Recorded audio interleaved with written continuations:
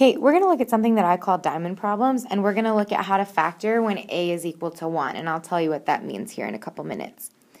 So the first thing that I want to introduce you to is this idea of a diamond problem. Now, this is why I call them diamond problems. You're going to mostly see me write them as an X, which is just going to come from these pieces in the middle here.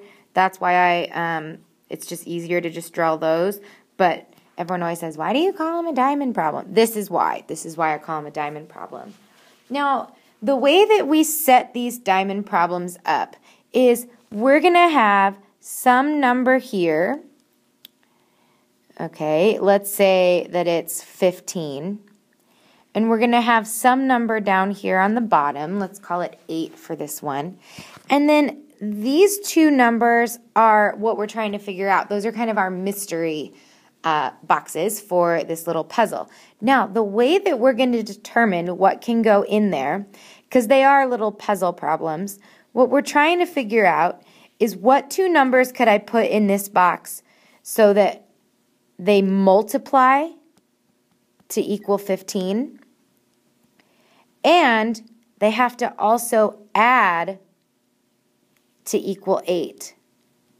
So they have to multiply to make the top number and add to make the bottom number. Now, you might already know what this is, but if I am not quite sure what numbers that's going to be, I might list them out. I have 1 times 15 is one possibility.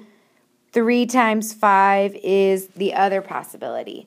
So do either of those also add to 8? Obviously, 3 and 5 do, so 3 and 5 would be the values of the mystery numbers in our diamond problem. So here's a couple more, and this is what I'm talking about. I always just draw the inside. Rule's still the same. So for this first example, we want numbers that multiply to 12 but add up to 7. Now, if you can figure this out without having to list out the factors, do it. But I just want to give you a strategy in case you don't feel like you can figure them out. I always go in order. Does 1 go into 12? Yes, 12 times. Does 2 go into 12? Yes. Does 3? Yes. Does 4? Yes, but 3 times 4 is the same as 4 times 3. Does 5?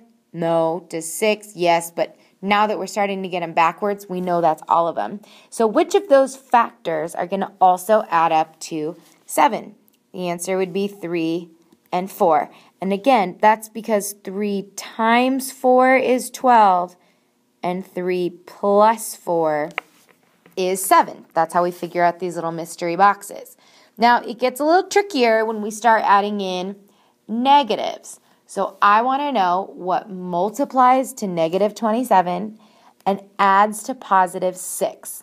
So we can go ahead and list out our factors here. I've got 1 and 27, 2 doesn't go in evenly, 3 times 9, 4 doesn't, 5 doesn't, 6 doesn't, 7 doesn't, 8 doesn't, 9 does, but that brings me back to one that I already have, so we can go ahead and stop there.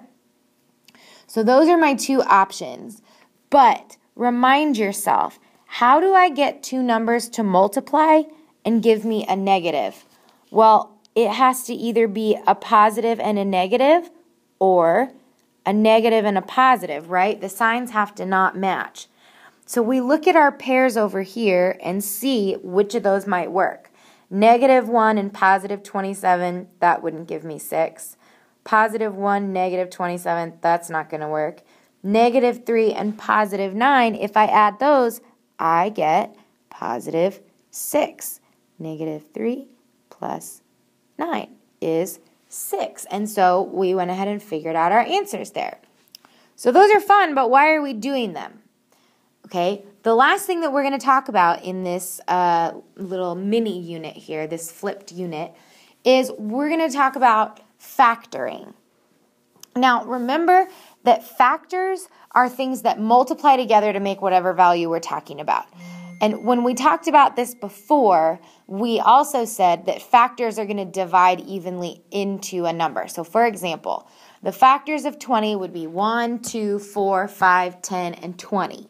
Factors are two things that multiply together. 4 and 5 are a pair of factors for 20 because 4 times 5 are 20.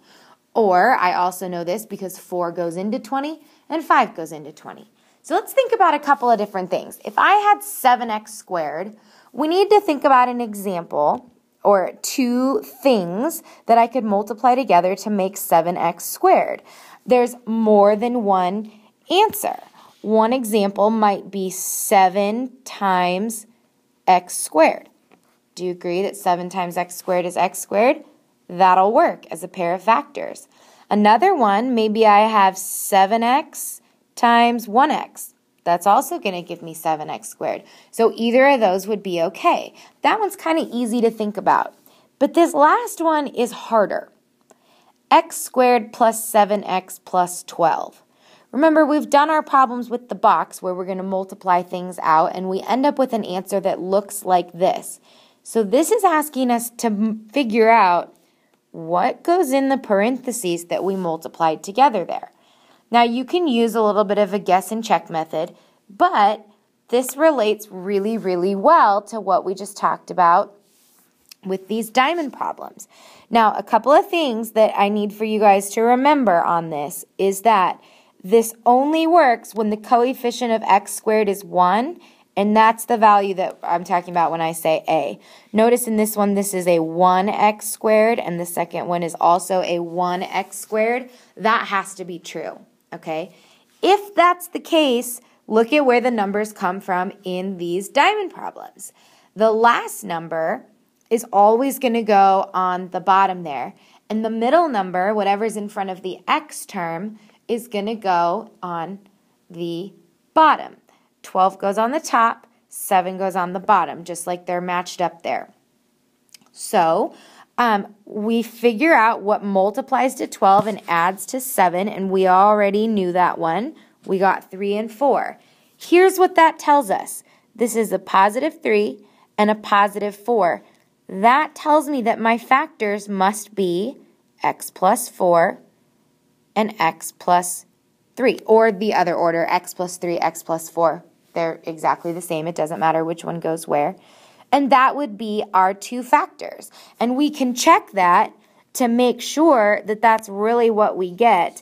If we work backwards, x plus 4 times x plus 3, we would do x times x, x squared, x times 3, 3x, 4 times x, 4x, 4 times 3, 12. Our like terms is going to give us 12x.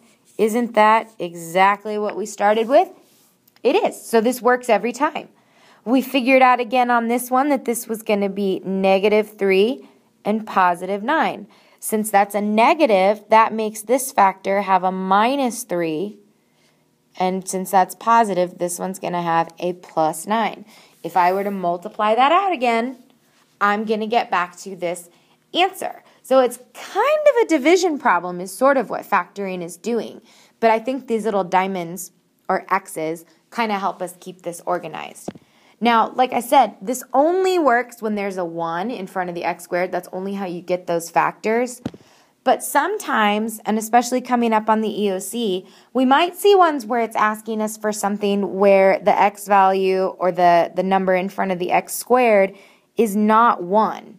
6 is bigger than 1. So how could we figure out the answer? I would suggest that you work backwards. Test all of the solutions. I'm going to do the first one for you, and then your ticket in for tomorrow is going to be for you to test the other 3 and figure out which one is the answer. So for example, to test question A, I would multiply x minus 4 times x plus 7. I did distributing on the other one, so let's do the box this time since some of you like that. X minus 5, x plus 7.